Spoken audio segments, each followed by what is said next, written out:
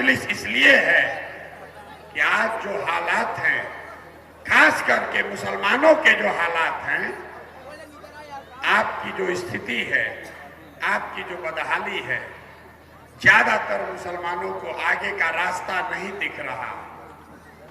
तो इस्लाम में जो बात बताई गई कि जब आगे का रास्ता न दिखे तो बेशक मशवरे में खैर है, इसलिए आपसे मशवरे के लिए आए हैं। आपको मशवरे की जरूरत इसलिए है कि जिस कौम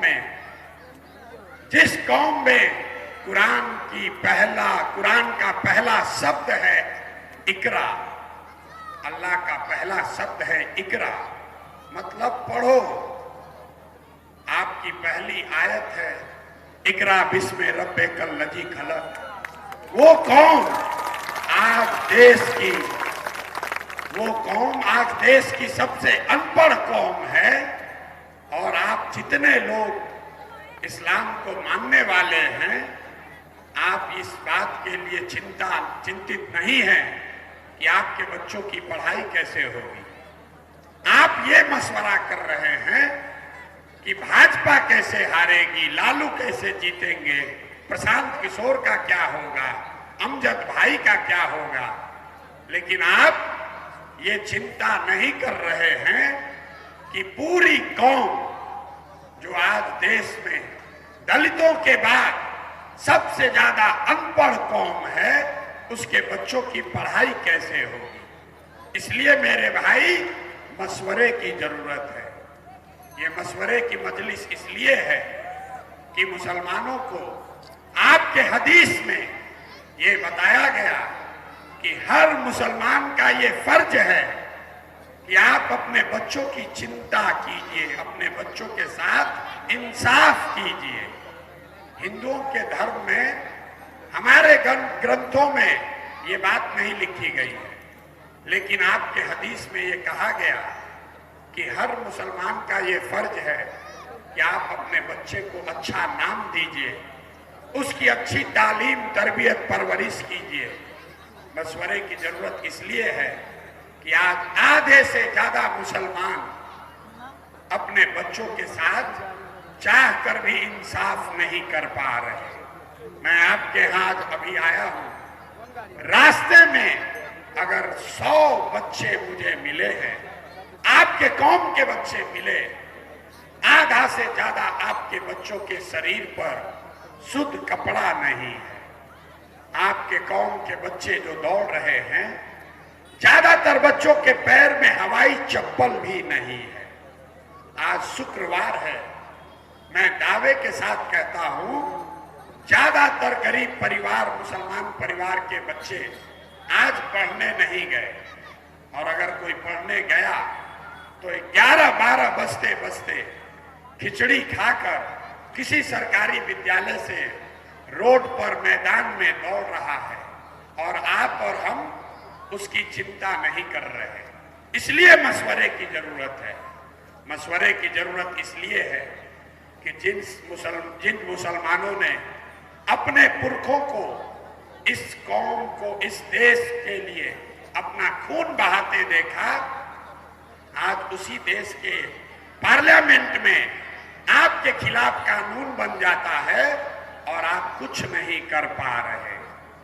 लेकिन सबसे बढ़कर आपको मशवरे की जरूरत इसलिए है कि जिन दलों को, जिन नेताओं को आपने अपना रहनुमा समझकर 10 करोड़ मुसलमानों ने जिसको वोट दिया, जब आपके समाज का कोई व्यक्ति रोड पर झूठे इल्जाम में मार दिया जाता है, तो जिन लोगों ने 10 करोड़ मुसलमानों का वोट लिया है, वो आपके लिए खड़ा नहीं होता है, आपके लिए आवाज नहीं उठाता।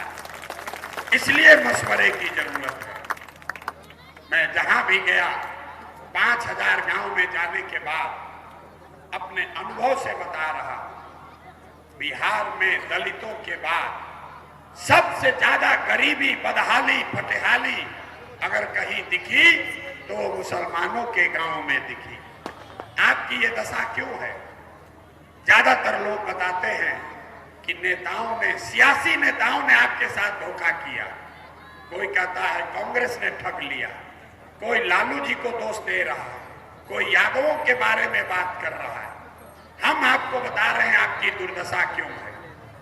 आपकी दुर्दशा इसलिए है, मुसलमानों की दुर्दशा इसलिए है कि इस्लाम में सामाजिक राजनीतिक जीवन के नजरिए से जो बुनियादी बातें आपको बताई गई हैं, मुसलमानों ने उससे भी रास्ता खत्म कर लिया।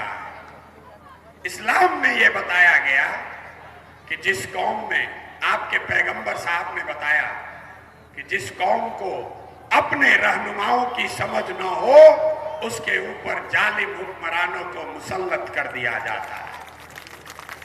अगर आज का रहनुमा, आज का राजा, आज का लीडर, आज के हुक्मरान आपको जालिम दिखते हैं, चाहे वो बेलागंज के हों, बिहार के हों, देश के हों, अगर आज का हुक्मरान जालिम है, आपके बच्चों की चिंता नहीं करता है, तो कहीं ना कहीं पैगंबर साहब ने जो बात कही है उसको फिर से पढ़ने की जरूरत है। बात पैगंबर साहब ने कही है तो गलत नहीं हो सकती है। आधा मत पढ़िए। अगर आज के हुक्मरान जालिम हैं तो इसका मतलब है कि समाज से, मुसलमानों से कहीं न कहीं अपने रहनुमाओं को चुनने में गलती हुई है, तभी ये दुर्दशा हुआ है। ये बताने आपको आए। आप अपने बिहार में 30-35 साल के रहनुमाओं को चुनने का निर्णय देखिए। लोग किसी को वोट क्यों देता है? वोट देने की 3 वजह है। आप वोट देते हैं अपने और अपने बच्चों के, समाज के विकास के लिए। दूसरी वजह है आप वोट देते हैं राजनीतिक भागीदारी के लिए। तीसरी वजह है आप वोट देते हैं अपने राजनीतिक विरोधी को हराने के लिए। इन तीनों वजहों पर आप अपने 30-35 साल के निर्णय को, वोट देने के निर्णय को जरा जांच कर देखिए। विकास तो आपको मिला नहीं। ये तो हर मुसलमान मानता है कि पिछले 30-35 सालों में आपके और आपके बच्चों को विकास नहीं मिला। लेकिन भागीदारी की बात देख लीजिए। आप कहते हैं कि चलिए राजद की सरकार है तो हमारी सरकार है। भागीदारी के नजरिए से देखिए, पूरे बिहार में मुसलमानों की आबादी के हिसाब से 40 विधायक होने चाहिए, कम से कम 40 विधायक हैं। कितने? 19। सारे दलों के विधायकों को जोड़ दीजिएगा तो बिहार में सिर्फ 19 मुस्लिम विधायक हैं। कई लोगों को लगता है कि ये बहुत बड़ी चिंता का कारण है। हम आपको बता रहे हैं ये चिंता का कारण नहीं है। आपके 19 विधायक इसलिए हैं कि दलों ने आपको टिकट नहीं दिया। चिंता का कारण क्या है मैं आपको बताता हूं। बिहार में आबादी के हिसाब से 1650 मुखिया मुसलमान होना चाहिए। इस राज्य में 1200 से कम मुसलमान ही मुखिया हैं। आबादी के हिसाब से 27,500 वार्ड सदस्य मुसलमान होना चाहिए, है 11,000 से कम। अब आप जितने यहां समाज के दानिश्वर बैठे हैं, आप सोच के बताइए, विधायक तो आप इसलिए नहीं बने कि आपको टिकट नहीं मिला, लेकिन मुखिया बनने से आपको किसने रोका था? वार्ड सदस्य बनने से आपको किसने रोका था? हम बताते हैं किसने रोका है। ये रोका है आपकी मानसिक राजनीतिक गुलामी ने। जहां आपको ये बता दिया गया कि राजनीतिक भागीदारी की बात मत करो, हमारे पीछे चलते रहो, अपने बच्चों के पढ़ाई की बात मत करो, उसके रोजगार की बात मत करो, राजनीति में हिस्सेदारी की बात मत करो, हम तुम्हारी चिंता करेंगे। यहाँ जितने मुसलमान हैं, मैं आपको दावे से कहता हूँ, आपकी पूरी कौम, जो मुझे लोग बताते हैं 5 किताबों पर बेसित आश्रित है और उस 5 किताब में कहीं पर भी मुसलमानों के लिए अल्पसंख्यक शब्द का प्रयोग नहीं किया गया। आपकी दशा ये है कि मुसलमान खुद को मुसलमान से ज्यादा अल्पसंख्यक बताता। आप अपने आप को मुसलमान नहीं कहते हो, आप अपने आप को अल्पसंख्यक बताते हो। अल्पसंख्यक तो इस्लाम में कोई शब्द ही नहीं है। अल्पसंख्यक तो मानसिकता है। किसी हिंदू को आपने ये नहीं सुना होगा ये कहते हुए कि हम बहुसंख्यक हैं, कि हम अल्पसंख्यक हैं। वो कहता है मैं हिंदू हूं, आप कहते हैं मैं अल्पसंख्यक हूं। कहीं आपके कौम में ये नहीं बताया गया कि आप अल्पसंख्यक हैं।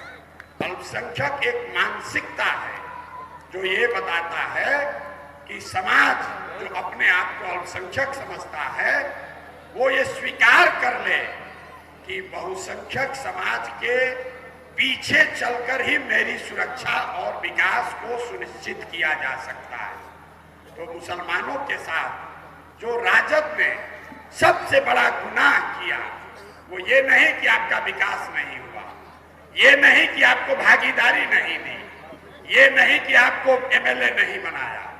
वो तो कल अच्छी सरकार आ जाएगी, सड़क बन जाएगी, कल जनसुराज आपको 40 टिकट दे देगा, आपकी भागीदारी हो जाएगी। लेकिन ये जो मानसिक राजनीतिक बंधुआ मजदूरी है ये एक दिन एक साल में जाने वाली नहीं है, क्योंकि समाज ने ये मान लिया कि हम अपने दम पर राजनीति नहीं कर सकते।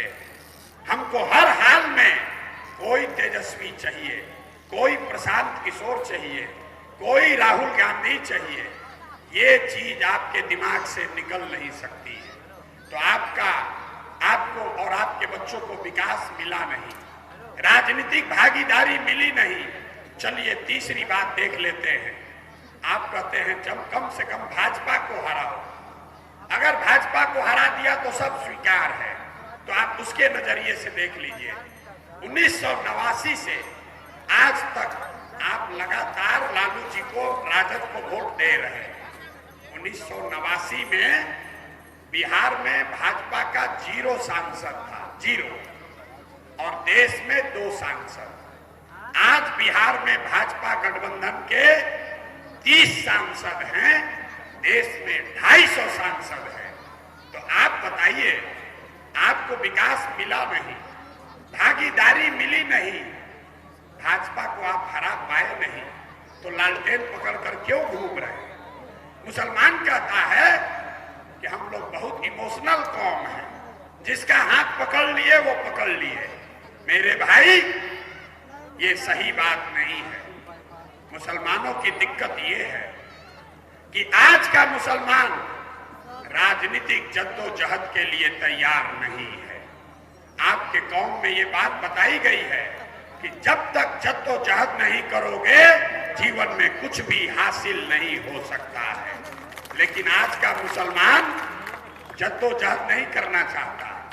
आप चाहते हो कि कोई इंडिया गठबंधन आ जाए, कोई राहुल गांधी आ जाए, कोई प्रशांत किशोर आ जाए, कोई तेजस्वी यादव आ जाए, वो हमारी नाव पार लगा दे, हम उसके कंधे पर बैठ के पार हो जाए।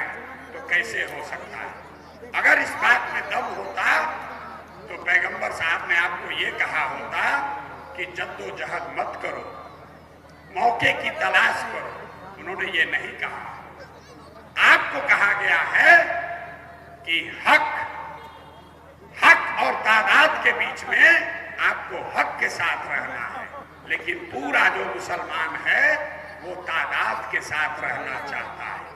5 बरस बैठ के आप दिन भर यही गणना करते हैं कि कौन भाजपा को हराएगा, किसकी तादाद ज्यादा है। ये आपके कौम के बुनियादी बात के उलट है।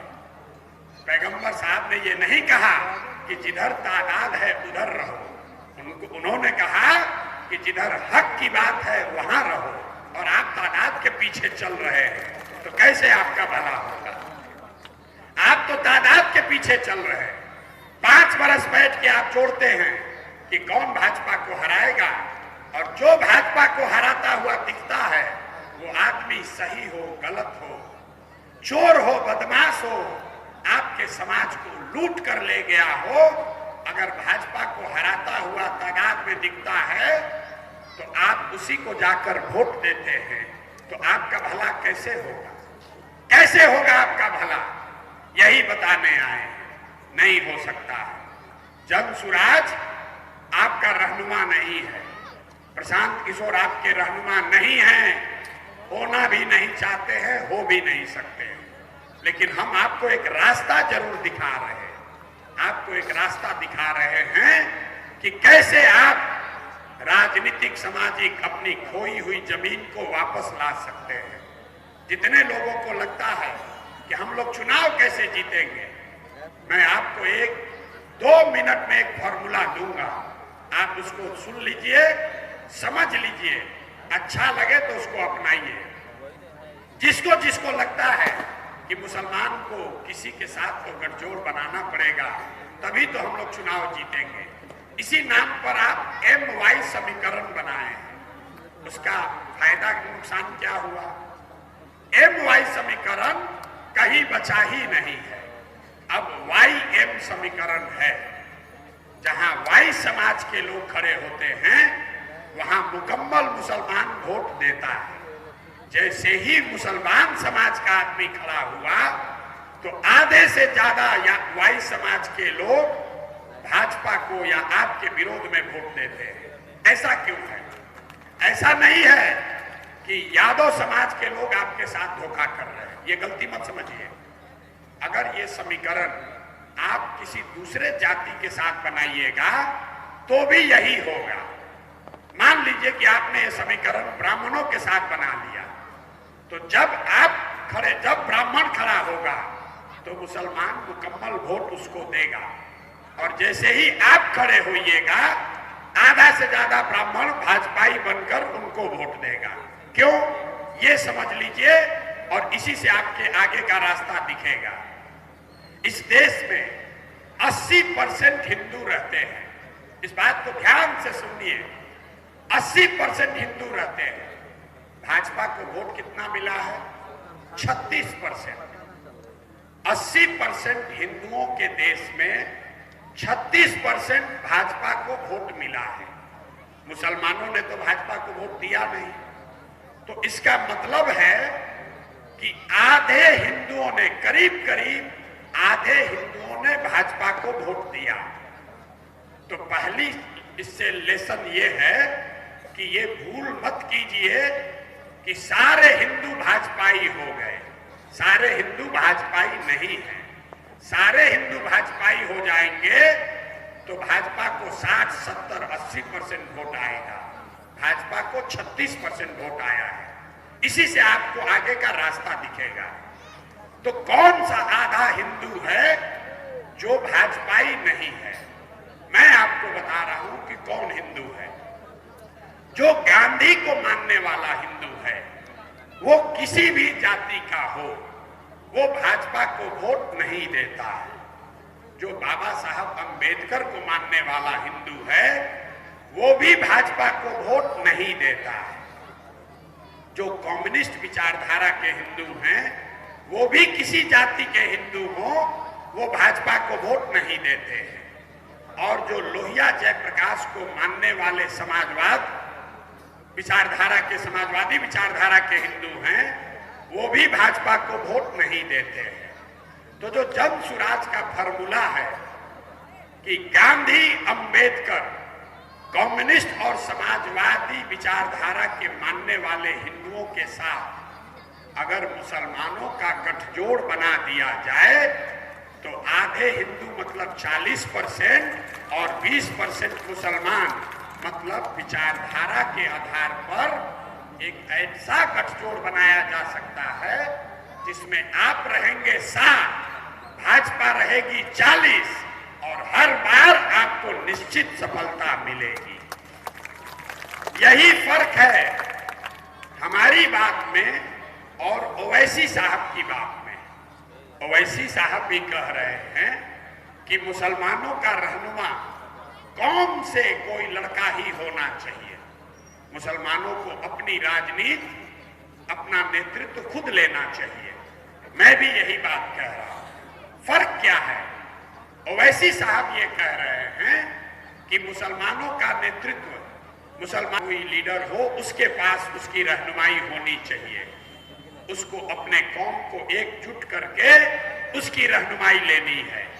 जनसुराज ये कह रहा है कि मुसलमानों का रहनुमा आपके समाज का वो व्यक्ति होना चाहिए जो मुसलमानों के साथ साथ उन हिंदुओं को साथ लेकर चले जो विचारधारा के आधार पर आपके साथ चलने को तैयार है।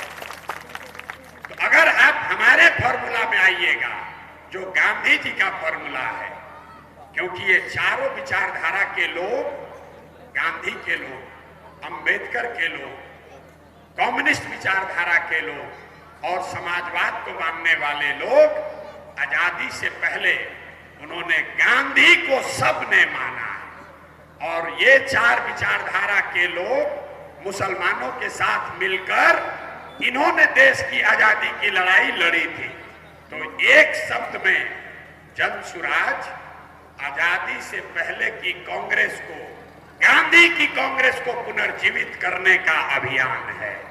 इसीलिए हम आपसे वोट नहीं मांगते, हम मुसलमानों के मजलिस में वोट नहीं मांगते। मुसलमानों को इसका बुरा भी लगता है। लोग कहते हैं कि भैया अगर आप वोट नहीं मांगिएगा तो मुसलमान को बुरा लगता है कि आप हमारे पास आए क्यों हैं। हम आपको खुले मन से कह रहे हैं कि हम आपको वोट मांगने नहीं आए हैं, वोट जिसको देना है दीजिए, लेकिन आपसे आपकी दुआ मांगने आए हैं। ये बड़ा प्रयास है देश में फिर से नई व्यवस्था बनाने के लिए। ये सिर्फ वोट से नहीं होगा, ये आपके दुआ से होगा।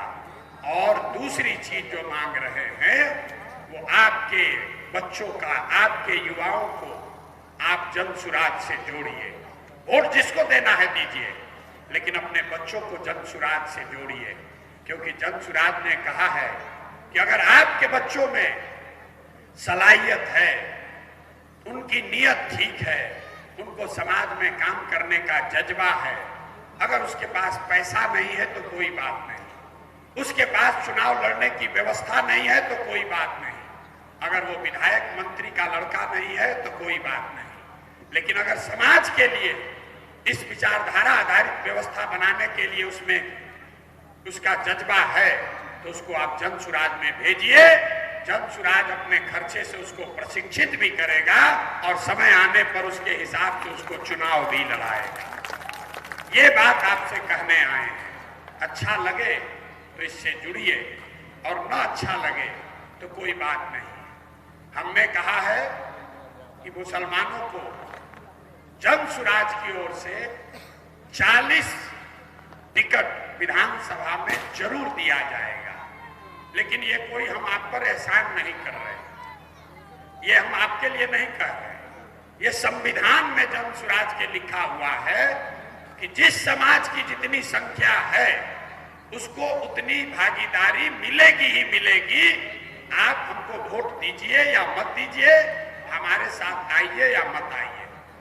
एक बात हमने और बढ़कर कही है कि जिनको जिनको लगता है कि जनसुराज के आने से मुसलमानों का वोट बट जाएगा, उनके इत्मीनान के लिए हमने ये घोषणा की है कि जहां कहीं भी आपके रहनुमा होने का दावा करने वाले राजद वाले लोग, राजद वाले जहां कहीं भी मुसलमान को खड़ा करेंगे, जनसुराज वहां से मुसलमान उम्मीदवार नहीं देगा। हम अगर उनमें दम है तो ये चुनौती को स्वीकार करें। वो नहीं कर सकते, क्योंकि जहां कहीं भी आपकी संख्या है वहां पर वो अपने लोग को लड़ाते हैं, आपको नहीं लड़ाते हैं। तो आपके पास अभी मौका है। बेलागंज में अगर आप जीत कर आते हैं तो इससे बेलागंज का कुछ होगा कि नहीं मैं नहीं जानता। 7 महीने में किसी एक व्यक्ति के जीतने से बेलागंज में आपकी मुस्तकबिल बदल जाएगी ऐसा नहीं है, लेकिन एक चीज होगा बेलागंज में अगर आप जीत कर आते हैं तो पूरे बिहार में एक लोगों को विश्वास होगा, मुसलमानों को ये विश्वास जगेगा कि हम भी चुनाव लड़ सकते हैं और हम भी चुनाव जीत सकते हैं। इसलिए ये लड़ाई अमजद साहब की नहीं है, ये लड़ाई बेलागंज की नहीं है, ये पूरे राज्य में मुसलमानों के लिए एक नया रास्ता बनाने का अभियान है। आप जनसुराज का असर देखिए, जनसुराज का असर देखिए। आपने अभी जनसुराज को वोट नहीं दिया, आप जनसुराज के मजलिसों में अभी आना शुरू किए हैं, इसका असर देखिए।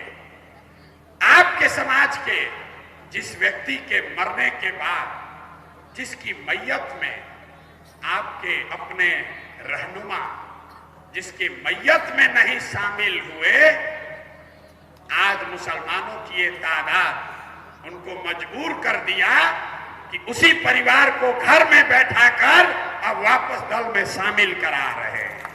ये जनसुराज की ताकत नहीं है, ये लोकतंत्र की ताकत है। तो आपसे इतना ही आग्रह करने आए हैं, वोट जिसको देना है दीजिए, लेकिन ये मत कहिए कि हम आरजेडी को ही देंगे, क्योंकि जब आप वैसा करते हैं तो आप जिसको हरा रहे हैं वो तो आपको परेशान करेगा ही, जिसको आप जिताने के लिए वोट दे रहे हैं वो भी आपकी इज्जत नहीं करता है। तो इसलिए कम से कम इतना कहना जरूर शुरू कीजिए कि अगर हमारी बात नहीं मानोगे, अगर हमारी भागीदारी नहीं दोगे, अगर हमारा हिस्सा नहीं दोगे, हमारे बच्चों के पलायन रोजगार की व्यवस्था नहीं करोगे, हमारे बच्चों के तालीम की व्यवस्था नहीं करोगे, तो जनसुराज में चले जाएंगे। इतना कहने से आप देखिएगा राजद वाले भी आपको पूछेंगे। अगर हमारी बात पर भरोसा न हो तो एक फोटो हमारे साथ खींच लीजिए और उसके अपने फेसबुक पर डाल दीजिए। जिस नेता ने 5 बरस आपका फोन नहीं उठाया होगा वो आपको कल आकर मिलेगा, फोन करेगा कि अरे चचा काहे नाराज हैं, जनसुराज में काहे गए थे, चलिए क्या गलती हो गई, आप हमारे पास आइए। ये जनसुराज की ताकत है। और एक अंतिम बात कहकर खत्म करेंगे। हमको मालूम है कि मुसलमानों को चलना है जनसुराज के साथ ही, आपको चलना है जनसुराज के साथ ही, लेकिन अगर आप नहीं भी चलिए तो कोई मलाल नहीं है, क्योंकि जीतेगा जनसुराज ही, जीतेगा जनसुराज ही। इसलिए नहीं कि हम बहुत बड़े दानिश्वर हैं, इसलिए कि आपके कौम में भी ये बात बताई गई कि ईमानदारी से किया हुआ प्रयास, ईमानदारी से किया हुआ जद्दोजहद कभी खाली नहीं जा सकता। और पिछले 2-2.5 बरस में प्रशांत किशोर ने जितनी मेहनत की है, जितना पसीना बहाया है, 75 बरस में किसी ने बिहार में इतनी मेहनत नहीं की है। आपको मेरे भाई एक ही निर्णय लेना है। अगर आप अभी साथ चलोगे तो आपके बाजुओं की ताकत से हमारी लड़ाई थोड़ी आसान हो जाएगी, लेकिन अगर आप साथ नहीं भी दिए तो भी हमारा आपका साथ बना रहेगा। जीतने के बाद फिर आपके पास आएंगे, और जब आएंगे जीतकर अपने साथ ले चलने, तो एक ही फर्क है, जब जीत कर आएंगे तो अभी आपने जो साथ नहीं दिया उसका हर्जाना आपसे पूरा वसूलेंगे। हम आदमी हैं शाकाहारी, तो जब जीत कर आएंगे तो आपके घरों में सेवई भी खाएंगे और आपको साथ में लेकर भी चलेंगे। अब तय आपको करना है कि आपको अभी साथ चलना है कि चुनाव जीतने के बाद साथ चलना है। एक बार बता दीजिए, अभी साथ चलना है कि अभी साथ चलना है कि चुनाव के बाद चलना है? अभी साथ चलना है कि चुनाव के बाद चलना है? तो आप मेरे साथ आइए, मेरा साथ दीजिए और अपने इस लड़के पर, अपने भाई पर भरोसा रखिए। आपने अगर कंधा लगाया तो बिहार में नहीं, साल भर के अंदर अगर देश की राजनीति का निडिल घुमाकर यहां नहीं कर दिए तो आप जो कहिए वो मान लेंगे। आप एक बार साल भर के लिए जनसुराज को अपना बनाइए। प्रशांत किशोर के पीछे मत चलिए। मौलाना आजाद पंडित नेहरू के कांग्रेस में नहीं थे, वो उस कांग्रेस में थे जिसमें पंडित नेहरू भी थे। तो आप प्रशांत किशोर के जनसुराज में मत आइए, आप प्रशांत किशोर के जनसुराज में मत आइए। आप उस जनसुराज में आइए जो आपका भी उतना ही है जितना प्रशांत किशोर का है, तब बात बनेगी मेरे भाई। अब एक बार मैं बोलूंगा जय बिहार, आपको बोलना है जय जय बिहार, जय बिहार। आवाज बेलागंज से बाहर पटना और पटना बेलागंज जीतने के बाद दिल्ली तक जानी चाहिए। हम लोग हिंदुओं में कहते हैं कि जो ब्याह कराता है वही श्राद्ध भी कराता है। तो अगर बैठाया हमने है तो उतारने की सलाहियत भी हमारे पास है।